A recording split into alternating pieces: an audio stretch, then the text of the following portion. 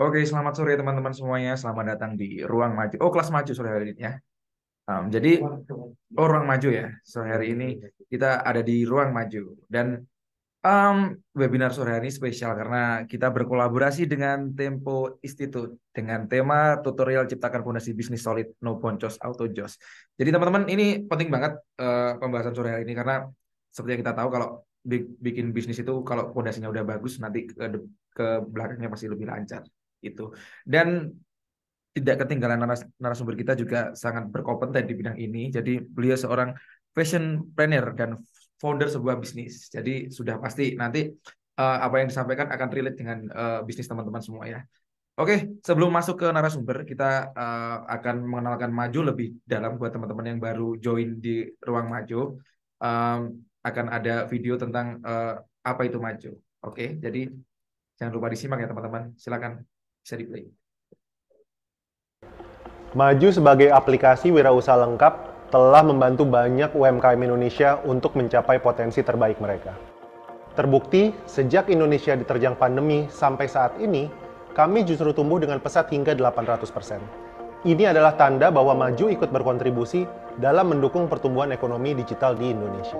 Kita tahu saat ini banyak teman-teman UMKM di luar belum tersentuh teknologi, belum terbiasa dengan kemajuan zaman yang sudah serba digital. Karena itu kami di marketing dan sales memiliki misi untuk membantu mereka beradaptasi menyambut perubahan melalui implementasi teknologi. Sekedar berjualan yang kami lakukan adalah mengedukasi untuk membuka wawasan dan peluang menuju ekonomi yang berkelanjutan. Kami menggali insight dari para pelaku usaha di Indonesia. Kami melakukan riset bagaimana mereka menjalankan bisnisnya sehari-hari. Awalnya saya jalanin bisnis itu semuanya serba manual lah. Tapi setelah setahun berjalan, saya dikenalkan oleh aplikasi Maju. Ini benar-benar ngebantu saya banget. Gak nyangka ada aplikasi yang bisa bikin urusan bisnis saya bisa jadi serba otomatis. Kini, Maju telah melahirkan fitur-fitur unggulan asli dari tangan anak bangsa. Mulai dari kasir online, manajemen inventory, karyawan, akuntansi, analisa bisnis, CRM, aplikasi owner, hingga integrasi marketplace dan online food order. Kami di Maju juga berkomitmen untuk selalu memberikan dampak baik yang berkesinambungan untuk UMKM Indonesia.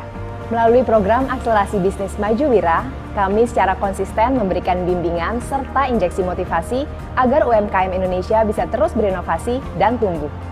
Di Maju Wira, kami juga mendorong pertumbuhan bisnis mereka dengan membuka jalan untuk mendapatkan tambahan modal dari institusi keuangan yang sudah bekerja sama dengan Maju. Ketika saya mengikuti mentor Maju sesi 1 yang dilaksanakan oleh aplikasi Maju itu, ilmu yang saya dapatkan cukup luar biasa. Ilmu yang tentang pengembangan bisnis. Gimana caranya kita mengembangkan bisnis di beberapa kota. Nah, alhamdulillah dari itu sehingga kita kemarin bisa goal franchise ada di Kota Mojokerto sama Kota Pandaan. Program mentor Maju 1. Karena besarnya jumlah merchant ini, kami sering kedatangan pelanggan untuk bertanya ini itu, memberikan saran, atau sekedar curhat. Tapi kami tidak pernah sekalipun menutup telinga kami. Untuk itu, kami melayani mereka dengan sepenuh hati melalui berbagai macam channel. Mulai dari chat, WhatsApp, panggilan telepon 24 jam, hingga kunjungan langsung ke 60 kota di seluruh Indonesia. Selama kita berlangganan di Maju sih nggak banyak kendala ya. Semuanya benar-benar aman. Karena biasanya kalau kita masih ada yang bingung cara pakainya, masih nggak ngerti fungsi fiturnya, kita langsung tanya ke tim Maju lewat layanan telepon. Bukan cuma fokus mencari konsumen, kami di Maju juga akan terus mencari dan menjaring talenta-talenta terbaik dari seluruh pelosok negeri. Namun, tentu aja itu bukan cuma soal hard skill, tapi juga soal bagaimana mereka bisa memiliki mindset yang sama dengan Maju. Ini adalah bukti nyata dari langkah kita. Langkah kecil yang dimulai dari beberapa kaki. Langkah yang tidak pernah lelah untuk percaya bahwa sebuah mimpi perlahan dapat berubah menjadi kenyataan. Saya Adi Wahyu Rahadi bersama segenap keluarga Maju Indonesia akan terus melangkah maju melampaui batasan. Bukan hanya untuk kami sendiri, tapi untuk kemajuan perekonomian negeri. Apapun bisnismu bisa maju. Oke, itu tadi video singkat tentang profil maju ya teman-teman. Dan bisa membuka wawasan teman-teman tentang maju gitu. Oke, di sini udah ada Kak Aisyah nih. Halo Kak Aisyah. Halo, selamat sore. Selamat sore. Apa kabar nih Kak Aisyah? Alhamdulillah baik, Mas. Baik ya, lagi di rumah ya ini. Iya, betul. Di Jakarta atau di mana sih Kak Aisyah sekarang? Di Jakarta, Mas. Di Oh, di Jakarta Jakarta. Timur. Oke. Lagi panas ya di sini ya, di sana ya. Parah, parah banget. Oh, parah banget. Ya, mudah-mudahan bisa itu ya teman-teman, dengan materi ini bisa menyejukkan teman-teman semua, membuka wawasan tentang bagaimana menciptakan fondasi bisnis tadi ya Kak Aisyah ya. Bisnis Kak Aisyah aman ya sejauh ini? Aman, nanti Aman. dikasih tahu tipsnya gimana supaya aman Oke. bisnisnya ya. Ya, mudah-mudahan suksesnya bisnis Kak Aisyah bisa keluar ke teman-teman semua yang ada di sini ya. Amin, insya Allah. Amin. Mudah-mudahan kita belajar bersama hari ini ya, Mas ya, bersama teman-teman hebat UMKM lainnya. Siap, oke. Jadi teman-teman, kalau habis ini Kak Aisyah akan memaparkan materinya. Jadi misal nanti ada pertanyaan atau masukan bisa ditaruh di kolom chat, diketik aja. Nanti setelah Kak Aisyah memaparkan materinya, kita akan bacakan, kita akan masuk ke sesi tanya jawab dan kita jawab bareng-bareng. Itu ya teman-teman ya.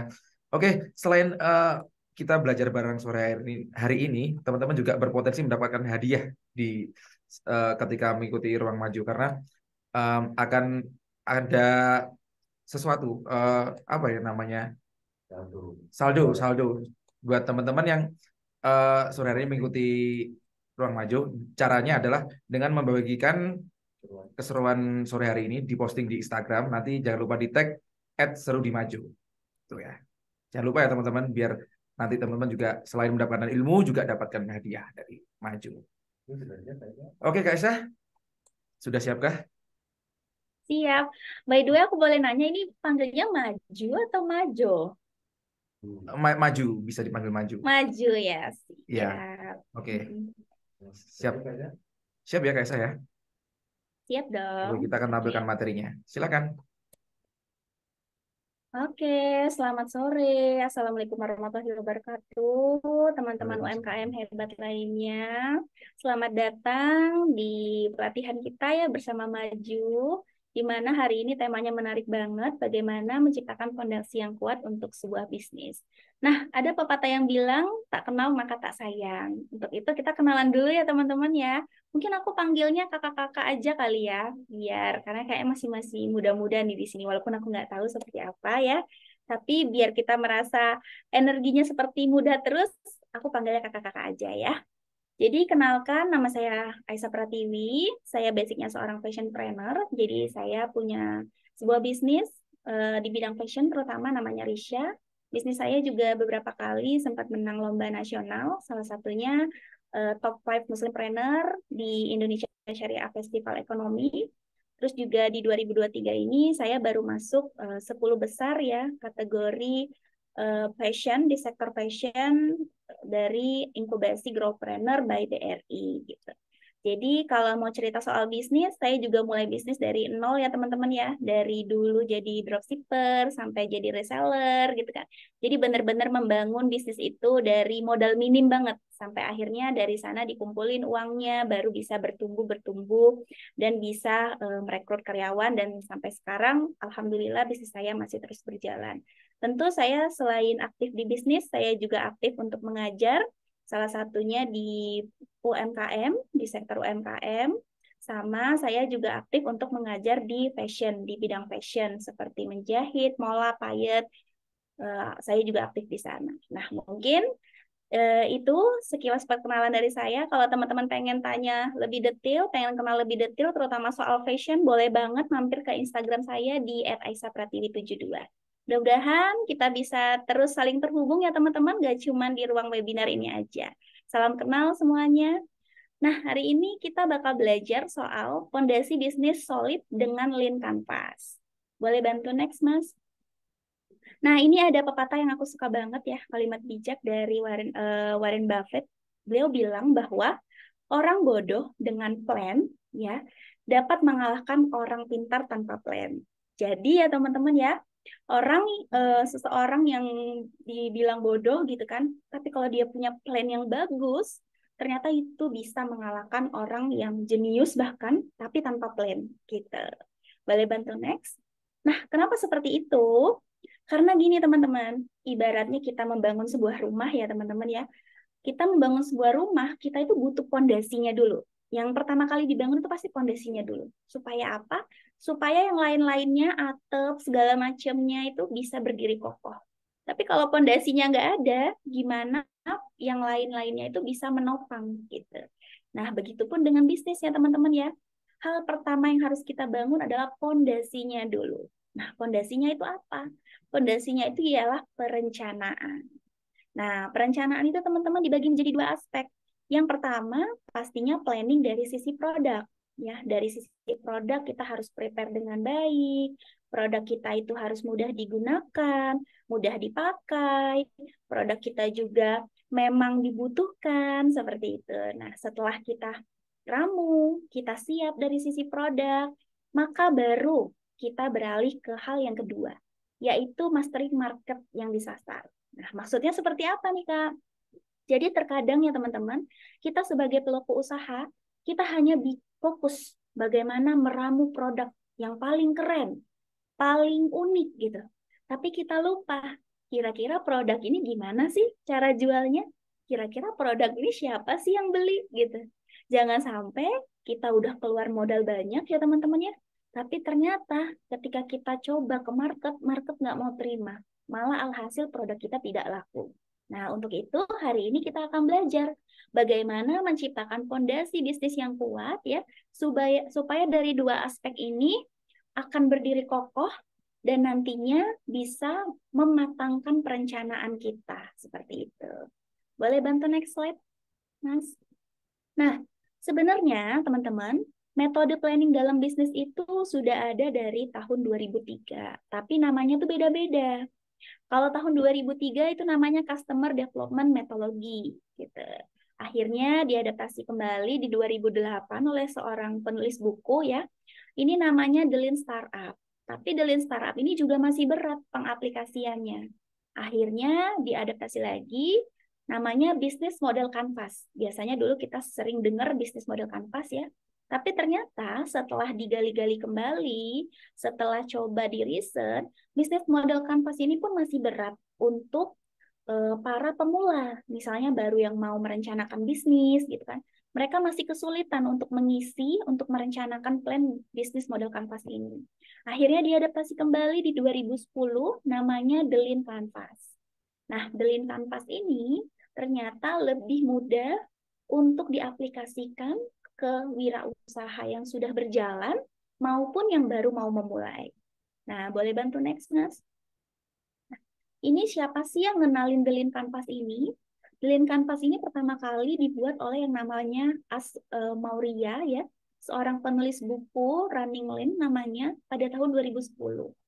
Nah, tentu saja The Lean Canvas ini adaptasi dari bisnis model Canvas, namun dia lebih terperinci dan juga banyak hal-hal yang dari bisnis model Canvas itu di-cut sehingga tidak bertele-tele istilahnya, lebih terperinci dan juga bisnis pemula maupun bisnis yang sudah berjalan bisa mengaplikasikannya untuk membuat suatu perencanaan bisnis yang lebih baik.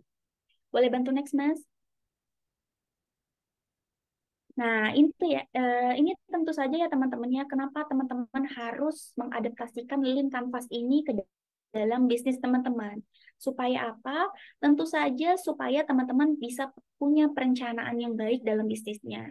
Tentu saja dari sisi produk teman-teman akan lebih matang, dari sisi target customer teman-teman akan lebih matang, terus juga teman-teman akan tahu nih dari sisi cost, dari sisi marketingnya seperti apa, hanya dengan mengisi Lean Canvas ini ya, atau kita mempelajari Lean Canvas ini.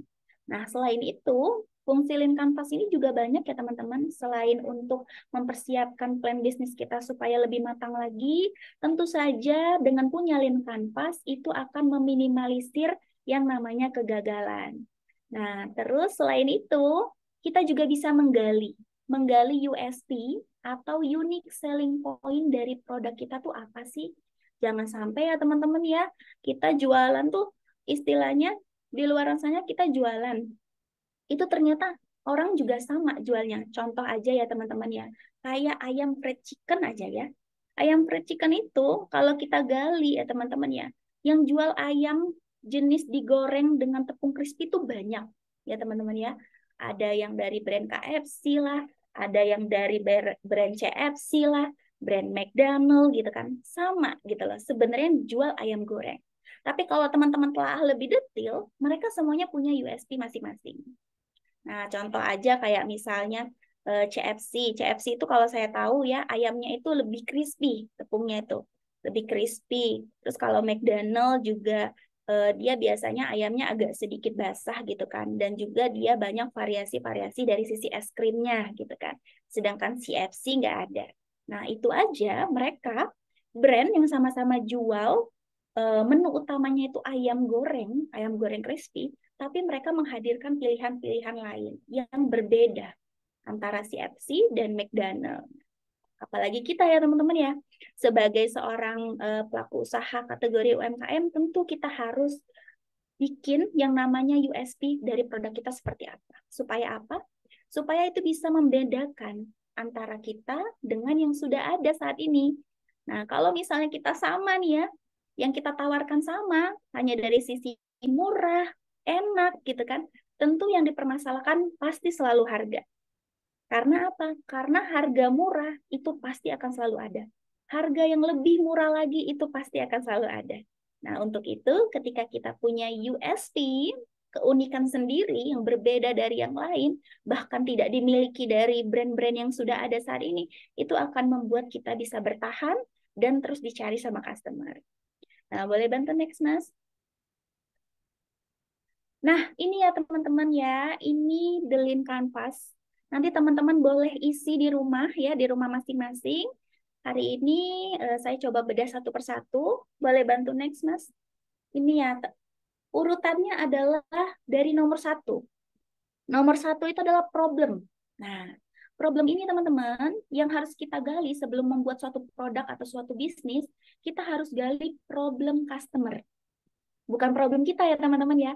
Misalnya, Kak aku nggak punya modal, Kak aku nggak punya mesin. Nah, itu bukan. Itu problem kita. Tapi di sini yang harus digali adalah problem customer. Nah, kenapa harus problem customer? Supaya produk atau bisnis atau layanan yang kita hadirkan itu memang menyesuaikan keinginan customer. Contoh aja ya teman-teman, saya ambil kasusnya Gojek aja ya, Pak Nadim ya. Pak Nadim itu bikin aplikasi Gojek itu berdasarkan keresahan masyarakat. Kenapa? Karena beliau riset dulu nih. Beliau pertama lihat nih, oh di Jakarta ini macet ya. Kalau mau ketika rapat itu suka telat, ternyata macet. Nah, alternatifnya apa? Oh, ternyata alternatifnya motor. Yang bisa melewati kemacetan dengan cepat ini adalah transportasinya motor. Nah, di situ ketemu tuh Pak Nadim. Oke, berarti masyarakat Jakarta ini butuh transportasi motor, gitu kan? Transportasi yang bisa membawa mereka berpindah dari satu tempat secara cepat, gitu. Lalu yang kedua, Pak Nadim tuh juga ngelihat tukang ojek pangkalan itu nongkrong dari pagi sampai malam, itu ditanya, diwawancara sama Pak Nadim, satu orang jawab sehari cuma dapat 45.000. Padahal dari pagi sampai sore mereka sudah nongkrong. Nah, di situ dapat lagi tuh Pak Nadim. Oh, berarti tukang ojek ini punya keresahan. Mereka sulit untuk ngejangkau customer, gitu kan. Nah, dari sana sudah dapat 2 problem. Yang pertama, masyarakat Jakarta butuh transportasi yang cepat, ya, supaya nyampe ke tujuan melewati macet. Yang kedua, dari sisi tukang ojek, itu butuh pendapatan yang tetap, gitu, supaya mereka tetap bisa menyambung hidup di kota besar ini. Nah, dari 2 keresahan itu, Pak Nadim akhirnya membuat ide. Awalnya Gojek itu belum aplikasi, teman-teman, tapi masih call center. Di sana gabung 20 tukang ojek. 20 tukang ojek itu akhirnya ternyata banyak kebutuhan. Selalu ada telepon. Dulu masih manual. Kalau mau pesan Gojek itu manual masih. Nanti dihubungkan ke tukang ojek, Tukang ojek kan langsung jemput customernya. Kalau sekarang kan semuanya sudah nyatu di aplikasi. Tapi awal mula Gojek itu seperti itu. Dia dalam bentuk call center. Nah, sampai sekarang ya, Gojek di tengah banyaknya bisnis-bisnis yang baru gitu, tapi dia tetap bertahan. Karena apa? Karena berdasarkan kebutuhan customer gitu. Nah, selanjutnya tentu aspek yang kedua, teman-teman bisa lihat ya setelah problem, namanya existing. Nah, existing ini apa? Existing ini adalah solusi yang sudah hadir. Solusi yang sudah hadir itu adalah kompetitor. Jadi setelah teman-teman menggali problem, ya, menggali problem yang ada di masyarakat, teman-teman harus lihat kira-kira kompetitorku siapa sih? Kalau misalnya aku pengen bikin produk ini, misalnya teman-teman pengen bikin produk makanan sehat, kira-kira yang sudah bikin makanan sehat ini siapa sih? Coba cek kompetitornya siapa, pesaingnya siapa, gitu. Lalu yang ketiga ada target customer. Nah, target customer ini teman-teman, ketika teman-teman membuat suatu produk, ya, coba targetin customernya siapa, gitu kan. Contoh aja ya, misalnya produk Aqua nih teman-teman ya, produk Aqua ini. Produk Aqua ini target customernya tuh banyak. Ibu-ibu, anak-anak, laki-laki, pekerja ya kan, semuanya bisa. Semuanya bisa beli dan bisa menggunakan memakai dan air mineral Aqua ini. Nah, tapi di poin keempat ada namanya early adapter. Early adapter ini apa? Early adapter ini adalah perincian dari target customer kita. Nah, contoh ya teman-teman ya. Misalnya contoh ini produk Aqua. Aqua ini dia punya beberapa variasi ya. Variasi ukuran. Contoh seperti ada yang versi cup gelas. Nah, yang versi cup gelas itu ditujukan kemana? Ditujukan kepada orang-orang yang punya catering, orang-orang yang punya hajatan. Jadi mereka akan beli jenis Aqua yang cup gelas. Lalu yang cup botol ini pun ada variasi ukurannya lagi. Ada yang besar, ada yang sedang, ada yang besar banget. Nah, itu tentu targetnya beda-beda. Kalau yang kecil biasanya untuk anak-anak sekolah. Ya, karena anak-anak sekolah kan supaya cepat habis. Kalau yang agak besar lagi biasanya untuk orang dewasa yang kerja kantor, yang nge-gym gitu. Biasanya bawa Aqua yang botol sedang ini. Lalu ada satu lagi yang galon. Nah, yang galon itu ditujukan untuk keluarga. Jadi, walaupun produknya sama ya, teman-teman ya, tapi targetnya beda-beda. Nah, itu semua untuk apa? Supaya memang betul kadang produk kita itu bisa dipakai semua kalangan, tapi setelah kita perincikan, ternyata kita harus membuat spesifikasi khusus untuk target-target tertentu ini. Contoh ya, teman-teman, kayak baju anak aja. Baju anak itu memang target kita anak-anak. Tapi sebenarnya kalau kita gali lebih detail, yang punya kemampuan daya beli itu kan sebenarnya orang dewasanya ya. Artinya target sebenarnya itu adalah ibunya. Ibu yang punya anak gitu. Nah, selanjutnya poin kelima yaitu solution. Nah, solution ini coba teman-teman perincikan dari problem yang ada di sekitar masyarakat, teman-teman nanti akan menghadirkan bisnis seperti apa. Yang tentu harus berbeda dari yang sudah ada di pasaran. Baru yang keenam ini unique value proposition. Artinya apa sih keunikan produk kita yang berbeda dari yang ada di luaran sana.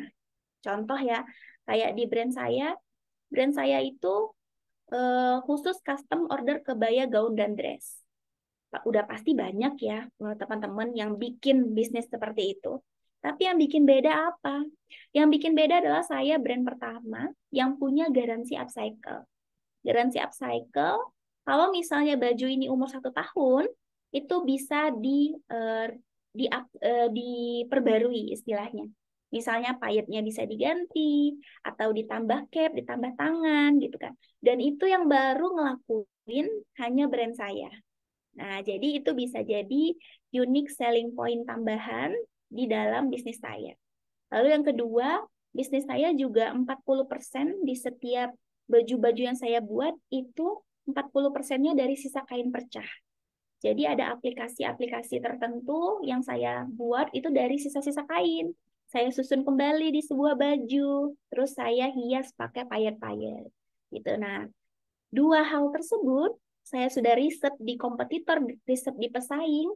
Mungkin yang memakai sisa kain perca sudah ada. Nah, tapi yang punya garansi upcycle itu alhamdulillah sampai hari ini masih baru saya. Jadi gitu teman-teman. Ketika teman-teman buat suatu bisnis, galilah yang namanya USP atau keunikan yang itu tuh nggak dimiliki oleh orang lain. Bahkan kalau bisa, teman-teman jadi satu-satunya. Gitu. Nah, yang ketujuh ini adalah high concept ya, high level konsep seperti apa. Jadi contoh nih teman-teman. Teman-teman ini bikin produk tuh maksudnya seperti apa sih? Nah, contoh aja YouTube ya. YouTube adalah media sosial tempat video, tempat platform orang upload video gitu. Jadi kalau mau nyari foto, di sana nggak ada. Kebanyakan YouTube hanya untuk video fokusnya. Atau Gojek. Gojek adalah aplikasi ojek pertama gitu. Nah, sekarang teman-teman coba gali. Misalnya teman-teman bikin salad buah ya. Saya salad buah pertama yang gulanya bisa cocok untuk orang diabetes gitu, misalnya seperti itu.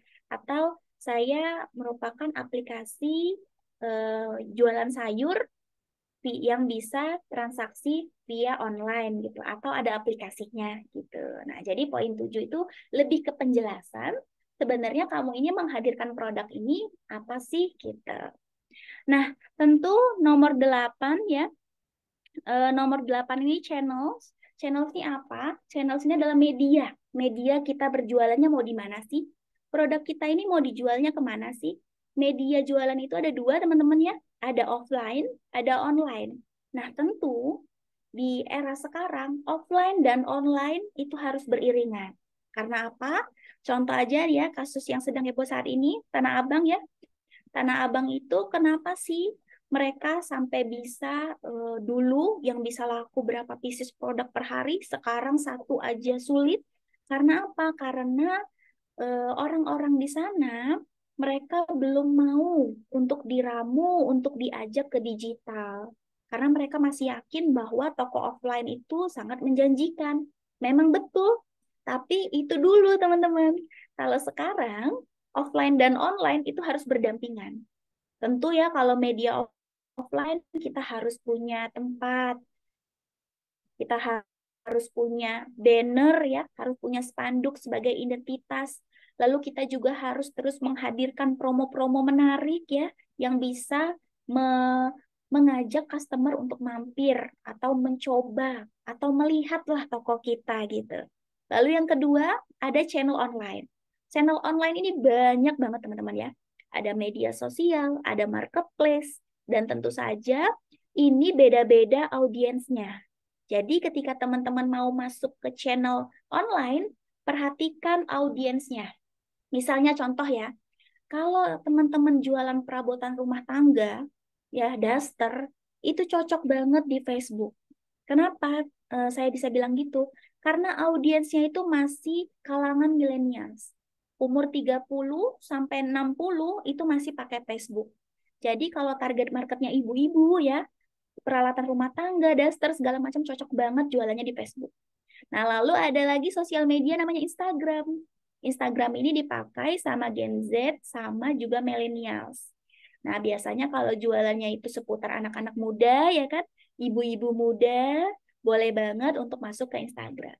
Lalu ada satu lagi, TikTok ya, yang sebentar lagi akan ditutup 7 hari lagi ya. Jadi TikTok ini kebanyakan Gen Z yang berada di sana. Jadi usianya itu 17 sampai dengan 28 tahun. Jadi kalau menjual produk-produk yang untuk anak muda ya, nah boleh banget masuk ke TikTok gitu. Dan satu lagi ada namanya marketplace. Marketplace ini toko orange, toko hijau ya, seperti teman-teman sudah ketahui. Dan satu lagi kalau di restoran itu ada Gojek, ada GoFood. Nah, itu namanya marketplace. Teman-teman bisa gunakan media-media channel tersebut sebagai platform untuk berjualan online. Tentu saja teman-teman Kalau misalnya kayak marketplace, pasti ada pajaknya, ya. Nggak mungkin nggak ada pajaknya. Pasti ada potongan pajak sehingga harganya jangan lupa untuk di up. Nah, setelah channel, setelah teman-teman menentukan mau jualan di mana, lalu ke-9 ada namanya revenues. Revenues ini apa sih, Kak? Revenues ini sumber penghasilan kita tuh dari mana sih? Nah, usahakan sebagai seorang pembisnis, jangan cuma mengandalkan satu sumber, teman-teman. Jangan hanya fokus ke B2C, business to customer. Karena apa? Kalau bisnis ke customer anjlok, maka kita pun ikut anjlok. Nah, seperti contoh ya, kalau di bisnis saya pribadi, saya itu punya sumber revenues banyak, cukup banyak. Satu dari jasa bikin kebaya gaun dan dress. Satu dari jual produk ready. Satu dari jual produk ngolah sisa kain perca. Jadi tas handphone ya. Jadi pouch, jadi ikat rambut gitu kan. Lalu juga keempat, saya menjual skill saya. Jadi seperti skill mengajar, itu bisa bikin workshop kayak gitu. Nah, sehingga keran pemasukan saya nggak cuma dari satu sumber. Kalau misalnya usaha jasa bikin gaun kebaya dress lagi turun, saya fokus ke jualan baju-baju ready ya di platform TikTok, Shopee gitu. Kalau itu juga lagi turun ya, saya coba ke skill saya, kira-kira saya bisa partnership ke siapa ya untuk bekerja sama, bikin-bikin workshop seperti itu. Jadi teman-teman juga coba gali kira-kira revenues dari bisnis teman-teman itu usahakan jangan cuma satu sumber. Terus juga ada yang ke-10 cost ya. Cost ini hitung-hitungan, tentu semuanya harus dihitung. Pengeluaran produksi, bahkan diri sendiri jangan lupa untuk digaji ya. Gaji karyawan, bayar sewa, semuanya harus dihitung di cost. Lalu yang terakhir namanya key matrix. Key matrix ini apa? Kegiatan kita. Kegiatan kita dalam bisnis, kita mau ngapain aja. Misalnya kalau ada proses produksi, coba urutin. Proses produksi itu dari apa aja sih? Dari beli bahan baku, ya kan? Dari memilah-milih gitu kan, memilah-pilih, terus memproduksi, terus quality control, terus packaging, terus pemasaran. Jadi coba dicatat aktivitas-aktivitas yang dibutuhkan dalam menghasilkan suatu produk ini apa aja, sehingga kita bisa menyesuaikan SDM yang kita perlukan itu siapa aja gitu. Nah, tentu ya teman-teman, dalam sebuah bisnis kita tidak bisa kerja sendiri, jadi usahakanlah pilih SDM yang memang sesuai dengan kebutuhan teman-teman dan juga sesuai sama budget yang bisa teman-teman alokasikan. Karena SDM sekarang ya sebenarnya efisien banget ya teman-teman ya. SDM sekarang tuh bisa dibayar per project, per jam ya kan, bahkan juga bisa per hari, tergantung bagaimana kemampuan teman-teman. Intinya kita sebagai pelaku usaha, usahakan jangan kerja sendiri. Karena superhero aja butuh bantuan kelima temennya ya untuk melawan satu musuh. Apalagi kita sebagai seorang pembisnis ya teman-teman ya, tentu kita butuh bantuan orang lain untuk ngebantu kita supaya lebih besar lagi. Oke, boleh bantu next, Mas? Nah, nggak terasa ternyata udah habis. Jadi tadi poin-poinnya ada 11 poin dari The Lean Canvas ya. Nanti teman-teman boleh isi di rumahnya masing-masing, menyesuaikan sama bisnisnya teman-teman. Nanti akan dibagikan sama kakak admin ya tentang slide tadi. Monggo, silakan saya kembalikan ke kakak MC. Silakan, Kak. Oke, terima kasih banyak ya Kak Isa ya. Mudah-mudahan bisa jadi itu ya input buat teman-teman semua. Oke, ini udah ada beberapa pertanyaan nih Kak yang masuk langsung aja karena waktunya juga terbatas. Sebentar. Oke, yang pertama ada dari Kak Desi dari Jakarta. Pertanyaannya, halo Kak Isa, boleh dong share ada nggak sih masalah bisnis yang sempat terjadi ketika ngebangun usaha fashionnya? Terus gimana cara mengatasinya? Maaf kalau kepo dan nggak nyambung sama topik ya, cuman ingin dapat inspirasi dalam membangun usaha Kak. Terima kasih. Gimana tuh Kak? Boleh dijawab. Iya, terima kasih banyak. Tentu ya, Kak. Tentu usaha pasti ada jatuh bangunnya. Terutama saya mengalami waktu pandemi, itu 3 bulan nggak ada pemasukan dari orang wedding. Nah, untungnya saya di sana langsung survive, bikin APD sama scrub dokter, kerjasama sama sama beberapa dokter untuk bikin produk itu. Nah, dan nggak kalah penting, tipsnya adalah selain kita punya planning bisnis, kita harus punya yang namanya perencanaan keuangan. Yang artinya kita harus mengatur cash flow dengan baik ya Kak ya. Kalau saya pribadi, saya bisa bertahan di bisnis tuh karena cash flow saya alhamdulillah itu bisa diatur dengan baik. Jadi saya membiasakan yang namanya punya dana darurat. Nah, dana darurat itu seperti apa? Dana darurat itu adalah misalnya gini, kakak-kakak tahu pengeluaran kakak-kakak tuh sebulan berapa sih? Misalnya contoh, oh ternyata pengeluaran bisnisku tiap bulan ini 2 juta, Kak. Oke, coba teman-teman tabungin. 2 juta ini dikali paling kecil 3 bulan. Misalnya 2 dikali 3 bulan artinya 6 bulan. Berarti di rekening 2 dikali 3 harus ada 6 juta dan itu nggak boleh dipakai. Itu sebagai dana darurat.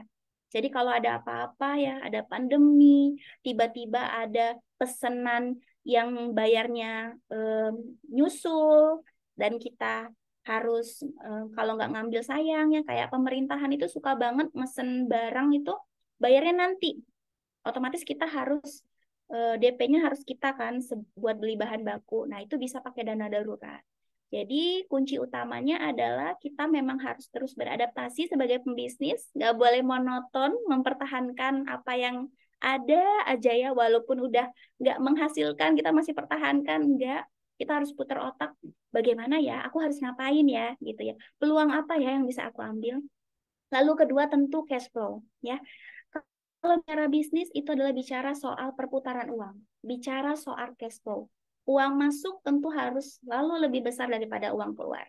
Nah, salah satunya yaitu dengan punya dana darurat. Mudah-mudahan menjawab ya, Kak. Terima kasih banyak untuk pertanyaannya. Oke, mudah-mudahan menjawab ya Kak Desi dari Jakarta ya. Oke, lanjut. Ini masih dari Jakarta, Kak Alina dari Jakarta. Pertanyaannya, semangat pagi Mbak Aisyah. Menurut Mbak Aisyah, mana sih yang paling sulit untuk diisi atau diidentifikasi ketika menemukan land canvas ini? Terus seperti apa kita bisa mengatasi atau melewati kesulitan itu? Gimana tuh Kak? Iya, tentu kalau dari lean canvas ini, menurut saya pribadi yang paling sulit adalah di market, ya, di target market. Karena apa? Target market ini kita memang harus spesifik. Contoh, teman-teman pengen bikin yang namanya salad buah. Nah, target marketnya itu sebenarnya kalau ditanya, pasti jawabannya selalu anak-anak bisa Kak makan produk aku, dewasa bisa Kak makan produk aku. Tapi pertanyaannya adalah, oke, mereka bisa makan dan beli produk ini. Tapi apakah mereka akan selalu membeli gitu? Nah, pertanyaannya itu kita balik. Nah, tentu tidak. Jadi kita coba targetkan secara spesifik. Kira-kira harus lebih detail lagi. Oh, ternyata kalau saya jualan salad buah, ini kan berarti harus fokus ke market yang peduli akan kesehatan. Nah, contoh misalnya, oh berarti saya harus targetkan ke orang yang rajin nge-gym, gitu kan. Atau ke orang-orang yang sedang diet. Nah, sehingga apa? Sehingga produk saya ini nggak cuma satu kali dibeli, udah selesai gitu. Tapi bisa long last untuk dibeli, dan terus. Karena apa? Karena target marketnya tepat. Karena memang mereka membutuhkan itu. Gitu. Jadi, lean canvas ini yang paling sulit tadi target market sama problem. Ya, teman-teman, problem itu coba digali di lingkungan sekitar, problem yang belum ada solusinya tuh apa sih? Contoh ya, di rumahku tuh banyak Kak yang jualan jajanan untuk anak-anak, tapi belum ada Kak jajanan anak-anak yang tanpa micin misalnya. Nah, itu kan problem. Teman-teman bisa hadirkan nanti bisnis teman-teman gimana caranya bikin makanan ya cemilan yang itu sehat untuk anak-anak yang nggak pakai micin gitu. Nah, bisa seperti itu kira-kira. Jadi mungkin itu aja kesulitannya ya Kak ya dalam mengisi Lean Enterprise Lean Canvas tadi. Kalau yang 2 itu sudah teratasi, insya Allah mengisi kolom-kolom lainnya lebih mudah gitu. Semoga menjawab. Oke, semoga menjawab ya Kak Alina. Oke, tadi seperti contohnya itu ya, bikin produk anak-anak tanpa micin ya, biar enggak generasi micin tidak itu ya, tidak merajalela sekarang ya. Oke, lanjut ke pertanyaan ketiga. Ini kita beralih ke Kak Adi dari Sukabumi. Terima kasih atas sharingnya Kak Aisyah. Saya ingin bertanya, saya punya usaha nugget pisang. Menurut saya pribadi rasanya cukup enak. Namun saya kesulitan menemukan unique selling point-nya, karena secara resep dan tampilan memang seperti umumnya nugget pisang lainnya. Boleh dong di-share Kak, seperti apa tips atau cara yang oke menemukan unique selling point dari bisnis saya? Gimana tuh Kak? Lebih ke curhat ya ini Iya, ya Kak Adina. eh, tentu ya ketika saya turun ke UMKM, kesulitannya selalu mencari yang namanya USP ini. Karena USP ini tuh beda-beda tipis sama yang sudah ada di pasaran gitu kan. Kalau kita bilang, saya ini pisangnya crispy Kak, murah, enak, tentu di luar sana sudah ada yang menawarkan seperti itu. Nah, kita harus cari keunikannya. Mungkin bisa jadi dari kemasan, sisi desain kemasan. Kamu bisa bikin desain kemasan ya yang kamu bisa eksplor di sana ya, kemasannya seperti apa gitu kan, mungkin gambar monster gitu kan, atau ada tuh namanya martabak bos kalau nggak salah ya, itu lucu loh, dia itu jualannya sistem truk-truk gitu, tapi di truknya itu gambar-gambar monster. Jadi kalau dari jauh pasti anak-anak udah langsung ngomong sama ibunya, Bu aku pengen lihat itu apa, ternyata jualan martabak gitu, martabak bos namanya. Boleh teman-teman nanti googling ya setelah acara. Jadi gitu teman-teman, USP itu nggak melulu kita harus berpikir yang berat-berat, enggak. Tapi kita bisa menggali hal simpel ya. Layanan, contoh, misalnya tadi kasus pisang crispy ya, boleh dari sisi kemasan ya, boleh juga dari sisi rasa. Mungkin di luar sana sudah ada rasa coklat, rasa keju, ya kan, rasa vanila, rasa matcha. Mas coba cari rasanya, rasa yang belum ada, ya, rasa yang belum ada bahasanya. Boleh cari seperti itu. Kira-kira di luar sana apa ya rasa yang belum ada? Nah, Mas boleh adaptasikan itu ke rasanya. Terus juga bisa dari sisi layanan. Mungkin ya di luaran sana belum ada tuh layanan yang bisa diantar gitu kan. Nah, Mas mungkin bisa kasih layanan antar. Bahkan ya, sekarang di tengah era Indomaret, Alfamart ya, kenapa warung Madura itu masih bisa bertahan? Sepele loh teman-teman. Mereka hanya merubah jam. Kalau Indomaret, Alfamart itu bukanya ada time-nya, ada waktunya, cuma sampai jam 11 malam. Tapi kalau warung Madura 24 jam loh. Nah, itu sepele ya. Dia hanya merubah layanan, tapi itu yang bikin dia bisa bertahan di tengah era supermarket-supermarket modern yang hadir. Indomaret, Alfamart. Jadi teman-teman, ketika gali USP, galilah yang belum orang miliki, perhatikan kompetitor, dan itu bisa dikembangkan di bisnisnya teman-teman walaupun kecil. Kalau aku saran ke Mas, dari kemasan aja Mas. Kemasan itu ya, orang itu lihat visual dulu, baru turun ke hati. Jadi kemasan itu jangan disepelekan Mas. Bisa jadi kemasan yang menarik, itu punya powering yang luar biasa untuk meningkatkan harga jual, bahkan meningkatkan pembelian. Mudah-mudahan menjawab ya Mas. Oke, benar-benar menjawab ya Kak Adi ya. Tadi seperti yang saya mungkin bisa ditambahin monster ya di itu jualannya pisangnya ya. Jadi atau Benar. Ultraman, jadi anak-anak lebih tertarik. Cuma jangan sampai ketemu tadi martabak monster, nanti bisa berantem kan sama Ultraman. Iya, benar. Kita lanjut ke pertanyaan keempat dari Kak Rini di Depok. Ketika kita sudah menggunakan segala macam analisis dan metode, tapi ternyata usaha kita tetap gagal, kira-kira seperti apa cara terbaik untuk melakukan learning dari kesalahan kita ya Kak? Saya jadi trauma ingin membuka bisnis lagi, tapi lumayan termotivasi setelah mendengar penjelasan Kak Aisyah. Terima kasih Kak. Gimana tuh? Udah mulai trauma nih Kak kayaknya. Kalau udah kayak gitu, gimana cara membangkitkan lagi Iya. semangat untuk berjuang kembali? Baik, hari ini jangan trauma ya. Kegagalan dalam bisnis itu biasa ya Kak ya. Biasa banget. Nah, caranya adalah mungkin kemarin Kak Rini gagal ya kan. Belajar kenapa sih gagal? Oh, mungkin ternyata aku kurang masarinnya Kak. Ternyata channel pemasaran aku kurang, Kak. Aku cuman masarinnya lewat WhatsApp. Nah, mungkin bisa diperbanyak. Bisa lewat bikin konten, lewat sosial media, ya. Di sosial media, di Instagramnya, di TikToknya, ya kan. Daripada kita berjam-jam scroll berita orang, ya. Scroll yang joget-joget, mandi lumpur, ya. Mending kita jualan, mending kita upload konten, gitu. Jadi, coba perbanyak channel jualannya. Itu pasti yang pertama. Lalu yang kedua, supaya semangat kita nggak drop, kita bisa mulai dari hal kecil untuk ngebangkitin itu. Mungkin kemarin gagal, udah ngeluarin modal, ya Karini ya. Sekarang coba dulu dari jadi reseller atau dropshipper dulu.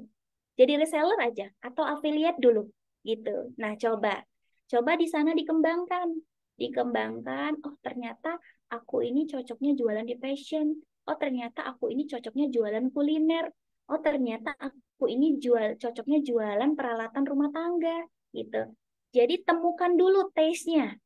Taste-nya ya, kakak itu sebenarnya bakatnya itu ada di mana gitu ketika menjelaskan suatu produk.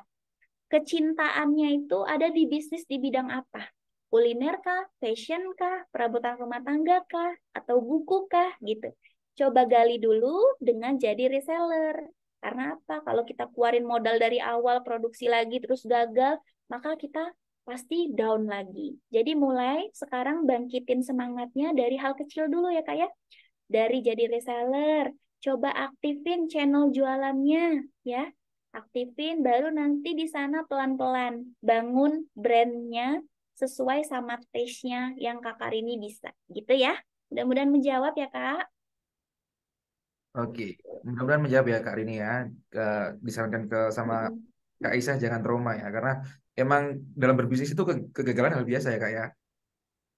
Betul, biasa banget. Jadi karena orang yang berhasil itu bukan orang yang tidak pernah gagal, tapi orang yang bangkit dari kegagalan. Oke, lanjut ke pertanyaan yang terakhir nih yang masuk ke saya. Dari Kak Ara dari Sumedang. Sore Mbak Aisyah, saya tertarik dengan konsep upcycle yang ditawarkan di bisnis fashionnya Mbak Aisyah. Apa lagi ada opsi untuk menambah atau motif aksesoris tambahan? Tapi saya penasaran apa nggak malah rugi Kak kalau seperti itu? Perhitungan bisnisnya seperti apa? Gimana tuh Kak? Iya, pertanyaannya menarik banget ya. Tentu saja itu kan garansi upcycle untuk usia busana 1 tahun. Itu adalah strategi marketing saya supaya customer ini terikat. Nah, tentu saja kalau misalnya nanti mereka datang untuk memperbaiki bajunya, mengupgrade bajunya jadi lebih baru, tentu saya kenakan biaya. Tapi itu hanya biaya untuk bahan-bahannya.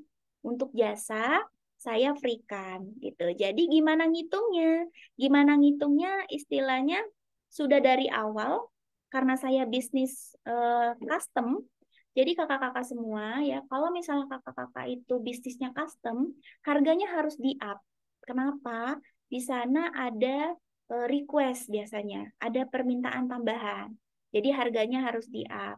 Tentu saja kalau jahit baju di saya berbeda harganya dengan jahit di penjahit rumahan gitu. Tentu biasanya kalau kata customer mahal gitu kan. Tapi saya selalu bilang kenapa mahal? Karena A, B, C, D, F, G. Karena salah satunya ada layanan garansi tersebut gitu kan. Layanan garansi tersebut berlaku 1 tahun. Jadi kalau customer nanti 1 tahun datang mau mengupgrade bajunya, saya terima dengan baik. Tapi kalau ada tambahan bahan, itu tetap customer yang bayar ke saya penambahan bahannya aja. Tapi untuk jasanya tetap free. Nah, itu adalah salah satu strategi untuk mengikat customer supaya balik lagi ke kita, dan selalu pakai jasa kita.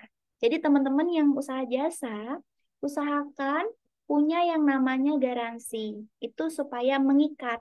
Lalu kedua nih, saya kasih tips ya teman-teman ya. Bisa pakai namanya program poin. Program poin tuh kayak gimana, Kak? Contoh ya, dulu tuh ada Indomaret, Alfamart, itu kan stempel ya, stempel poin. Dikumpulin, misalnya udah 10 stempel, nanti dapat gratis minyak. Nah, itu bisa. Kayak salon ya, teman-teman ya. Salon tuh ada program poin. 3 kali kamu eyelash, 1 kali nanti gratis. Atau 3 kali kamu potong rambut, 1 kali nanti dapat potongan harga 50%. Atau bahkan ya, UMKM yang saya bina, di kota Jawa Timur itu pakai program poin ini. Jualan bakso doang loh teman-teman, jualan bakso gerobak. Nah caranya gimana? Beliau selalu bilang gini, kasih kertas poin, Pak, Bu, nanti kalau 3 kali udah makan di sini, 1 kali lagi gratis ya, gitu. Nah itu adalah fungsinya untuk mengikat customer supaya dia balik lagi, dan balik lagi. Karena apa? Karena hasil riset bilang bahwa sebetulnya pendapatan sebuah perusahaan besar itu besar karena apa? Karena loyal customer-nya, bukan karena customer barunya. Jadi kadang kita tuh selalu berpikir gimana cara dapetin customer baru. Padahal sebenarnya customer lama ini kalau kita jaga baik-baik, justru mereka sebenarnya sumber penghasilan kita. Gitu ya teman-teman ya, mudah-mudahan menjawab dan dapat insight tambahan bagaimana nanti strategi marketingnya. Oke, jadi itu tadi sudah diperhitungkan ya sama Kak Aisyah ya tentang marketing tadi. Jadi tidak akan rugi. Oke, ternyata masuk ada pertanyaan satu lagi. Ini mungkin yang terakhir untuk Iya. hari ini. Halo Kak Aisyah, terima kasih untuk sharing ilmunya. Saya juga mau bertanya sedikit, kalau untuk sekarang apakah sudah ada bisnis yang menurut Kak Aisyah sudah jadi kompetitor atau saingan sengit? Kalau ada, apa strategi yang Kakak pakai untuk menghadapi itu? Saya sendiri menjalankan bisnis kuliner dan selalu ketar-ketir setiap ada bisnis serupa buka di area saya. Dari Kak Dani di Malang. Ketar-ketir itu lebih ke panik ya, bahasa Malang ya. Oke, gimana tuh Iya. Kak kalau menghadapi pesaingin? Iya, Kak Denny, terima kasih banyak pertanyaannya bagus banget. Tentu ya, kompetitor itu akan selalu ada. Yang lebih baik dari kita tentu selalu ada. Nah, kuncinya di mana? Kuncinya kita harus menangkap peluang kecil yang tidak ada di kompetitor. Contoh Kak Denny ya, bisnis kuliner ya. Bisnis kuliner misalnya sekarang tuh kan kemarin saya baru lihat tuh di sosial media rame pecel lele ngupload dari pagi sampai malam biasanya rame, udah berpuluh-puluh tahun dia jualan di sana tiba-tiba sepi, nggak ada penjual. Nah itu kenapa? Itu karena bisa jadi masyarakat sudah mulai bosan, ya. Orang itu manusia kalau 3 kali nyoba produk kita itu biasanya mereka sudah bosan. Jadi bisa jadi karena bosan. Tentu yang kedua banyak makanan-makanan di luar sana yang bisa didapatkan dengan mudah. Misalnya dari pesan GrabFood, Gojek ya. Jadi Kak Denny ya usahakan masuk tuh di GrabFood, Gojek ya. Supaya apa? Supaya marketnya lebih luas lagi. Gitu. Lalu juga coba Kak Denny gali. Mungkin kalau Kak Denny punya tempat, coba tempatnya dibikin menarik. Bisa jadi dari spanduknya ya. Spanduk simple aja.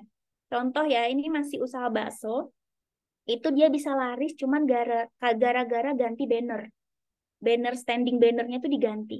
Jadi dia ganti gini, yang di depan ditulis jangan nengok kiri. Nah, orang otomatis nengok. Pas nengok kiri ada standing banner kedua. Kalau kamu nengok kiri, kamu bisa dapat gratis es teh dengan beli bakso ini, gitu. Nah, dengan begitu ternyata itu manjur, gitu. Jadi kadang hal sepele itu bisa manjur. Kalau misalnya ini kasusnya tempat makan yang ada tempatnya. Atau misalnya dari susunan mejanya yang rapi, bersih, ya. Atau di cat-cat gitu kan, cat-cat warna yang mentereng, ya. Karena apa? Karena kalau punya tempat, otomatis cara menarik perhatian orang itu harus kita fokuskan. Kayak toko cat aja ya teman-teman ya. Toko cat itu ada boneka yang goyang-goyang gitu. Atau toko OVO, handphone, ada bonekanya. Itu buat apa? Itu buat menarik perhatian orang. Supaya ngeliat, supaya nengok. Itu toko apa sih? Dan nanti dia mampir. Nah, jadi untuk Kak Denny, coba lihat ya. Mungkin dari sisi layanan bisa di-upgrade, bisa ditambah dengan layanan bisa pesan antar ya. Atau juga dari sisi menu coba di-upgrade. Misalnya ada hal-hal yang bisa ditambahin yang mungkin berbeda, mungkin sambelnya kah, mungkin menu-menunya kah ya. Atau juga dari sisi jam buka ya. Di Jakarta ini ada nasi goreng unik, teman-teman. Dia buka dari jam 11 sampai jam 6 pagi. Nah, saya tanya, Pak, kok buka jam segini? Bukan bukanya jam 6 sore aja, Pak? Iya, Mbak, soalnya saya itu nyasar orang-orang yang lembur. Jadi kadang orang-orang yang lembur pulang jam 1, pulang jam 2, itu kan udah nggak ada lagi makanan ya. Nah, jadi dia melihat peluang. Oh, saya rubah aja lah jam bukanya dari jam 1 sampai jam 6 pagi. Itu laku. Karena sasarannya tepat, orang-orang yang pulang lembur gitu kan, yang nggak susah cari makanan. Gitu. Jadi sebenarnya banyak hal yang bisa kita lakukan, kadang kecil, tapi ternyata itu bisa merubah drastis bisnis kita. Jadi jangan lupa selalu update dengan melihat kompetitor. Kompetitor punya apa sih? Oh, kompetitor punya itu. Oh, dia nggak punya itu. Nah, coba yang nggak dipunya kompetitor kita aplikasikan ke bisnis kita. Itu ya, Kak ya. Mudah-mudahan menjawab. Terima kasih banyak. Sama-sama. Oke, mudah-mudahan Kak Dani bisa bersaing ya dengan kompetitornya ya. Jadi sehat-sehat kadang juga bagus ya buat bisnis kadang-kadang ya. Jadi itu tadi nggak kerasa 1 jam lebih nih Kak kita ngobrol-ngobrol ya.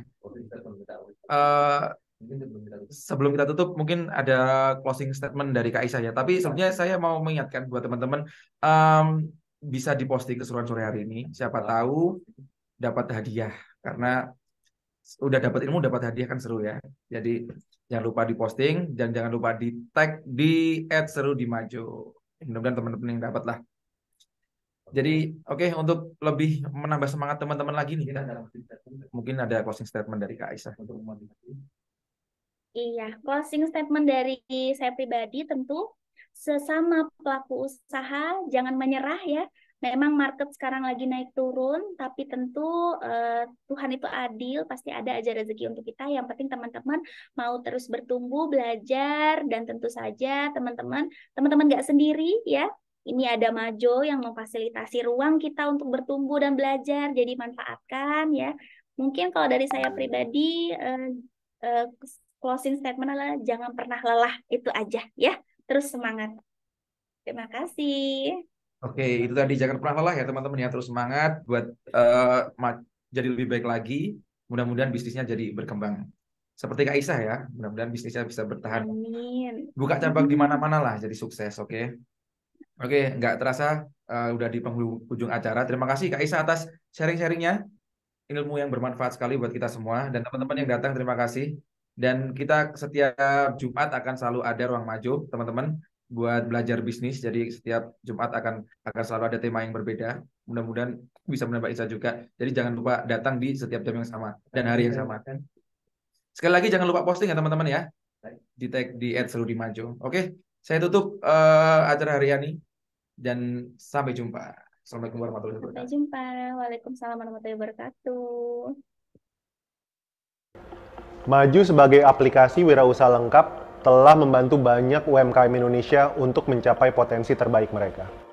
Terbukti, sejak Indonesia diterjang pandemi sampai saat ini, kami justru tumbuh dengan pesat hingga 800%. Ini adalah tanda bahwa Maju ikut berkontribusi dalam mendukung pertumbuhan ekonomi digital di Indonesia. Kita tahu saat ini banyak teman-teman UMKM di luar sana yang belum tersentuh teknologi, belum terbiasa dengan kemajuan zaman yang sudah serba digital.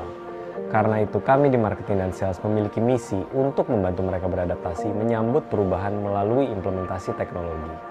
Lebih dari sekedar berjualan, yang kami lakukan adalah mengedukasi untuk membuka wawasan dan peluang menuju ekonomi yang berkelanjutan. Kami menggali insight dari para pelaku usaha di Indonesia. Kami melakukan riset bagaimana mereka menjalankan bisnisnya sehari-hari. Awalnya saya jalanin bisnis itu semuanya serba manual lah. Tapi setelah setahun berjalan, saya dikenalkan oleh aplikasi Maju. Ini benar-benar ngebantu saya banget. Gak nyangka ada aplikasi yang bisa bikin urusan bisnis saya bisa jadi serba otomatis. Kini, Maju telah melahirkan fitur-fitur unggulan asli dari tangan anak bangsa. Mulai dari kasir online, manajemen inventory, karyawan, akuntansi, analisa bisnis, CRM, aplikasi owner, hingga integrasi marketplace dan online food order. Kami di Maju juga berkomitmen untuk selalu memberikan dampak baik yang berkesinambungan untuk UMKM Indonesia. Melalui program akselerasi bisnis Maju Wira, kami secara konsisten memberikan bimbingan serta injeksi motivasi agar UMKM Indonesia bisa terus berinovasi dan tumbuh. Di Maju Wira, kami juga mendorong pertumbuhan bisnis mereka dengan membuka jalan untuk mendapatkan tambahan modal dari institusi keuangan yang sudah bekerja sama dengan Maju.